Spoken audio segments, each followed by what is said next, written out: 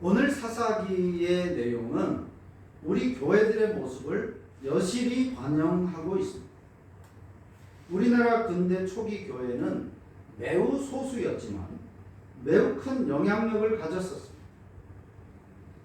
어느 지방으로 발령받은 수령이 있었는데, 즉 그 고을의 원님 같은 사도 같은 그런 자리로 발령을 받았는데 이 사람이 그 발령을 거부했어요. 왜 거부했는지 알아보니까 그 지역에는 야소교인들이 많이 있었어요. 야소교인. 옛날에 예수 믿는 사람들을 야소교인이라고 불렀어요. 야소교. 예수교를 한문식으로 그냥 발음하면 야소교. 거기에 야소교인들이 있어가지고 이 사람들이 부정을 용감해 주지 않는다는 거예요.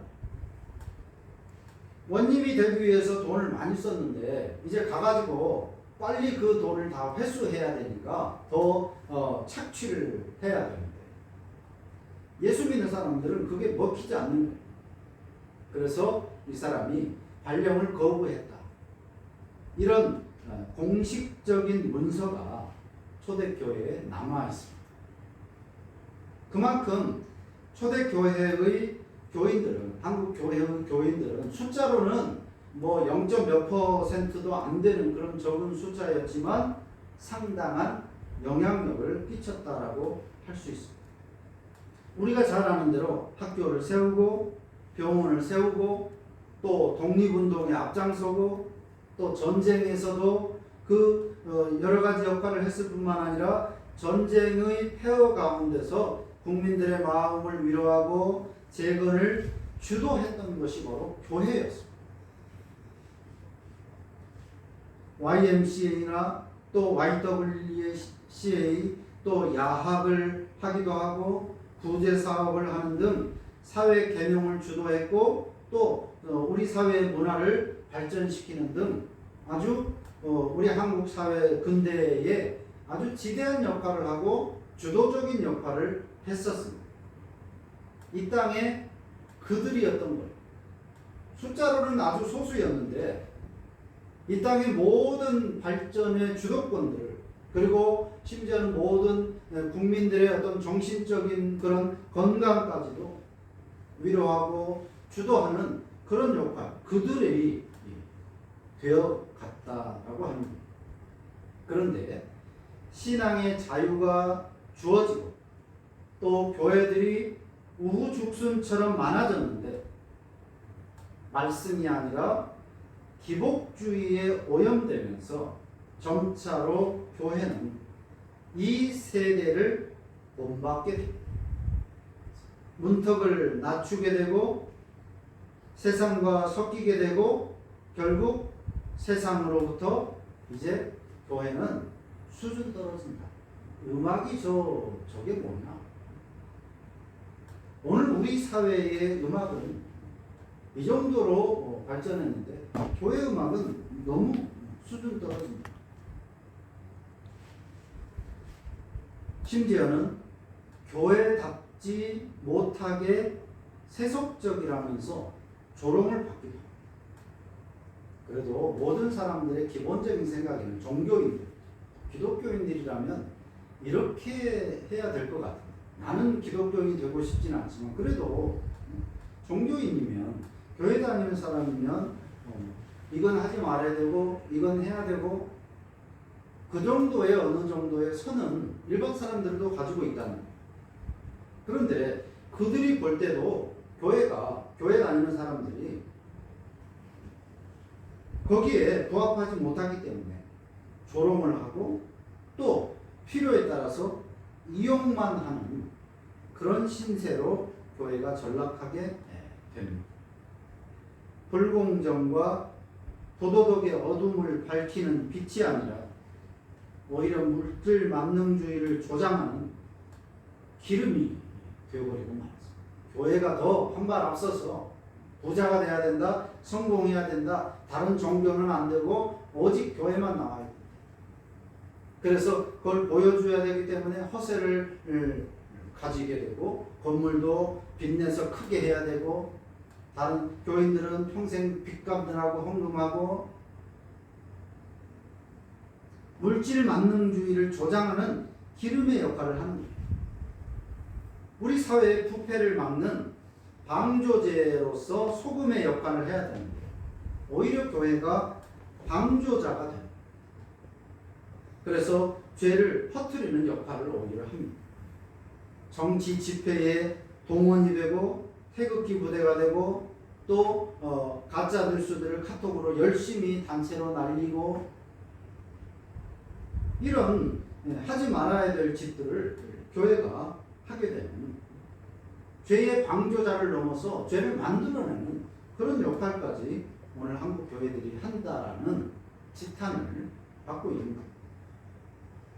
사사기의 내용이 한국 교회의 오늘의 상황과 매우 흡사하다는 것을 우리가 알 수 있습니다. 사사기라고 하는 이 성경은 내 욕망이나 필요를 하나님의 이름으로 믿음으로 쟁취할 수 있다라고 하는 것을 말하는 것이 아닙니다. 이스라엘이 전쟁에서 이길 수 있는 것처럼 하나님을 의지하고 하나님이 도와주시면 적들을 몰아내고 우리가 더 성공하고 더 번영할 수 있다. 그걸 우리에게 말해주는 게 아닙니다. 종교가 다르다고 해서 배척을 하거나 불신자라고 해서 멸시하고 상종하지 말아야 한다라고 하는 것을 교훈하는 내용이 아니에요. 이 사사기 성경은 먼저는 신자에게 무엇이 삶의 절대적인 기준이 되어야 하는가, 즉 왕이 누구인가, 누구의 무엇에 다스림을 받아야 되는가, 그걸 우리에게 말하는 것이고, 두 번째로는 죄에 대해서 신자가 어떤 태도를 견지해야 되는가를 말하는 주는 것입니다. 이 두 가지. 누가 내 삶의 왕이 되어야 하는가, 또 하나님을 믿는 신자는 죄에 대해서 어떤 태도를 가져야 하느냐, 이 두 가지를 사사기 성경에서 우리는 배워야 됩니다. 이 두 질문에 대한 답은 오직 성경, 전체 성경이라고 말할 수 있습니다. 각 시대마다 가치 기준이 있어요.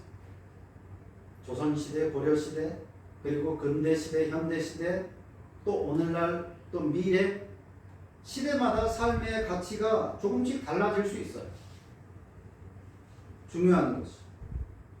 또한 각 나라마다의 이해도가 다를 수 있습니다. 이 나라는 다르고 저 나라는 다를 수 있어요. 어떤 사안에 대해서.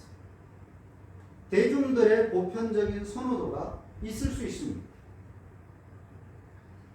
이 세대를 본받지 않는다라고 하는 것은 세상을 통째로 부정하거나 세상에 대해서는 매사에 반대해야 된다는 말이 아닌 거예요. 신자는 누구보다도 인류의 보편적인 가치를 인정하고 또 인류애를 가져야 돼요. 좁게는 애국자가 되어야 하는 것이고 우리가 속한 사회의 공공의 선을 위해서 힘써야 합니다. 그런데 우리 신자에게는 이 모든 가치들 위에 성경, 하나님의 말씀이 있다는 것. 이 사회를 거부하거나 이 사대의 가치를 무조건 비난만 하거나 그런 것이 아니라 우리는 인류애와 공공의 선을 가져야 하지만 그런데 이 모든 가치 위에 하나님의 말씀이 있다는 것. 우선적이고 또는 최종적으로 성경의 뜻을 따라야 한다 하는 것. 이것을 오직 성경이라고 합니다. 무엇인가를 시작할 때 성경이 어떻게 우리에게 말씀하시는가를 먼저 알고 그에 부합한 어떤 시작을 해야 되는 것이고 또 일을 해나가는 과정에서 갈등이 일어날 때 최종적으로 그것에 대한 옳고 그름, 가부를 판단하는 것도 성경이에요. 오직 성경이 절대적인 가치 기준이다. 이게 신자라고 하는 거예요. 자, 그런데 성경을 이해함에 있어서 전체나 맥락을 무시하고 한두 구절을 취해가지고 어떤 주장을 뒷받침하는 것은 옳지 않습니다. 오직 성경이라고 해가지고 성경에 이런 말씀이 있지 않느냐, 이런 단어가 있지 않느냐, 그러니까 이렇게 해야 된다. 이것을 잘못 오용을 해서 성경 전체의 맥락을 보지 않는 거예요. 그것이 이단이고 사이비입니다. 성경의 바른 이해를 위해서는 성경 전체 안에서 충돌이 없어야 됩니다. 마태복음에서는 이렇게 이야기하는 것 같은데, 근데 거기서 끝나는 것이 아니라 무엇인가 중요한 판단을 할 때는 그러면 이 신약 성경 전체에서 나아가서 이 성경 66권 전체와 이 마태복음에 있는 구절이 내가 이해한 이 의미가 충돌하지 않는가? 성경 전체, 즉 맥락을 통해서 그 구절을 판단해야 된다라고 하는 거죠. 그래서 신학이 필요하고 교리가 필요하고 성경의 전문가가 필요한 것입니다. 이것을 전체 성경이라고 합니다. 오직 성경, 전체 성경. 우리 기독교 신자에게서는 이것이 매우 중요한 판단의 기준입니다. 성경이 뭐라고 말씀하시면 그것이 절대적인 법이에요. 오직 성경대로 살아야 돼요. 그런데 그렇다고 해서 제대로 의미를 파악하지 않고 섣불리 한 단어 가지고 한 문장 가지고 이게 성경의 주장이다라고 고집하면 엉뚱한 결과를 맞이할 수 있습니다. 그게 지금 태극기 부대들이고 이상한 집회들에 동원되는 사람들의 어리석음. 전체 성경이 필요해요. 오늘 교회가 그들이 아니라, 교회가 우리 사회의 그들이 아니라 세상이 그들이고 우리는 거기에 곁다리로 살고 있는 것 같습니다. 이런 세상이 된 것은 교회가 너무 성경적으로 살아서가 아니라, 저 사람들은 아주 골치 아픈 사람들이야. 성경대로만 살려고 해요.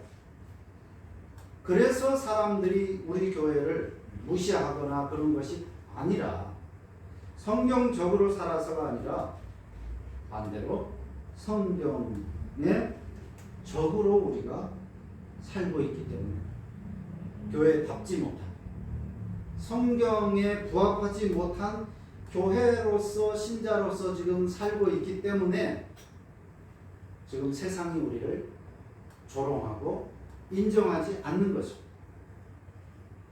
하나님이 아니라 내가 왕이기 때문에 그런 것입니다.